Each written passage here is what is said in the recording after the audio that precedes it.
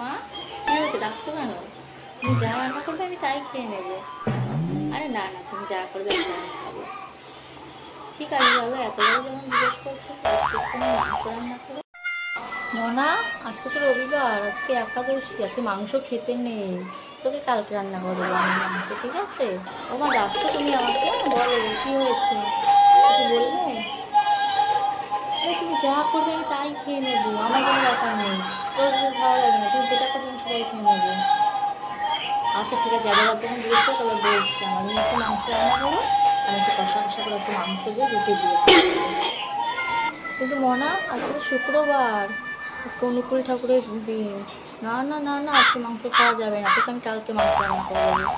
আজকে দিনটা খেতে হবে না সোনা, কালকে রান্না করে দেবো তোকে মাংস। কি হয়েছে মা, ডাকছো কেন? বলো কি হয়েছে? আরে তুমি যা রান্না করো তাই কিনবো, যাও তো, তুমি যা করবে তাই কিনবো প্রতিদিন। ঠিক আছে, যখন এতবার জিজ্ঞেস করতে শোনো, আজকে একটু মাংস করো, কষা কষা করে মাংস করো। একদিন মাংস খাইনি, মাংস ইচ্ছা না। কিন্তু আজকে তো শনিবার, আজকে তো মাংস খাওয়া যাবে না, অন্যদিন তোকে মাংস রান্না করে দেবো। আরে তাহলে মাংসটা খাবো